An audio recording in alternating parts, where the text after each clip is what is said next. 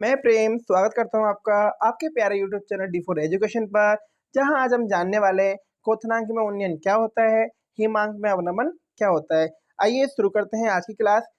सबसे पहले हम जानेंगे क्वथनांक में उन्नयन। उन्नयन मतलब वृद्धि।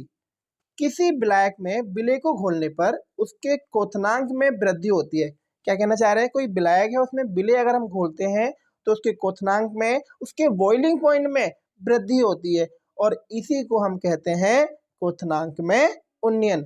आइए एग्जाम्पल की सहायता से समझते हैं। मैंने एक कंटेनर लिया हुआ है और इस कंटेनर में H2O यानी जल को रखा हुआ है। अगर मैं इसको अब हीट प्रोवाइड कराऊं, इसको गर्म करूं, तो होगा क्या, कंटेनर गर्म होगा और साथ ही साथ कंटेनर में जो जल है वो भी गर्म होने लगेगा।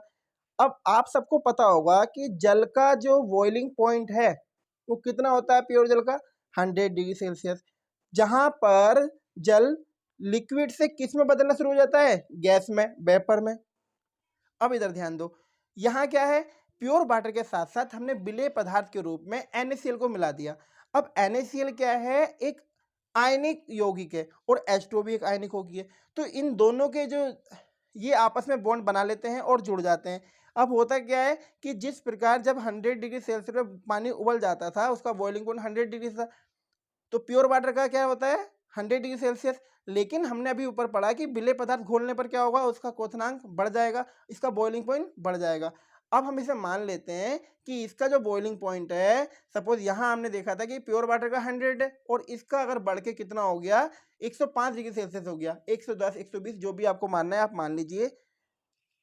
अब जो चेंज आया इन दोनों में, 100 और 105 में जो चेंज आएगा, जो अंतर है, इसी को हम बोलते हैं क्वथनांक में उन्नयन। जैसे समझो टी क्या है, टी हमने मान लिया कि 105 और T0 किसको दिखा रहा है, स्टार्टिंग वाले को। तो डेल्टा टीवी इक्वल कितना आ गया, बी फॉर या बॉइलिंग पॉइंट के लिए delta TV equal T minus T0, value put करो 5 डिग्री सेल्सियस। तो क्या आ गया, क्वथनांक में उन्नयन कितना आ गया, 5 डिग्री सेल्सियस। ठीक है, आइए समझते हैं हिमांक में अवनमन। अवनमन का मतलब होता है कमी, डिप्रेशन ऑफ फ्रीजिंग पॉइंट। किसी विलायक में विलेय को घोलने पर, कोई विलायक है उसमें विलेय घोलना चाहते हैं, तो उसके हिमांक में जो कमी होती है, किसी विलायक में विलेय को घोलने पर उसके हिमांक में जो कमी आ रही है, हिमांक मतलब फ्रीजिंग पॉइंट, इस कमी को हिमांक में अवनमन कहा जाता है। ठीक है, अब समझो एक कंटेनर लिया हुआ है, हम सब जानते हैं जो प्योर वाटर होता है, शुद्ध पानी होता है, उसका जो फ्रीजिंग पॉइंट होता है 0 डिग्री सेल्सियस होता है। मतलब 0 डिग्री सेल्सियस के बाद या 0 डिग्री सेल्सियस पर पानी जमना शुरू हो जाता है, फ्रीज होना शुरू हो जाता है। अब यहीं पर मैंने एक दूसरा कंटेनर लिया हुआ है, उसमें पानी है, साथ ही साथ विलेय के रूप में NaCl मिला दिया।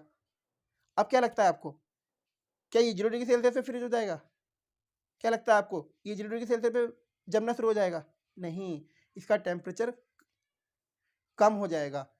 और क्यों कम हो जाएगा, क्योंकि जो शुद्ध पानी था, शुद्ध पानी अपने आप में H और O के मध्य हाइड्रोजन बॉन्ड बना पाते हैं, जबकि यहाँ हाइड्रोजन बॉन्ड नहीं बनते, जिसके कारण उसका टेम्परेचर डिक्रीज हो जाता है। और इन दोनों के बीच में जो डिक्रीज हुआ है, जो कमी आई है, उसी को हम बोलते हैं हिमांक में अवनमन। जैसे डेल्टा TF, F यहाँ पे फ्रीजिंग के लिए लिखा हुआ है, तो T minus T0, T minus का 5 डिग्री सेल्सियस, T0 जो स्टार्टिंग में था 0 डिग्री सेल्सियस, वैल्यू पुट करो और आपका आंसर आ गया delta TF equal minus 5 degree Celsius. ये किसको दिखा रहा है, हिमांक में अवनमन को।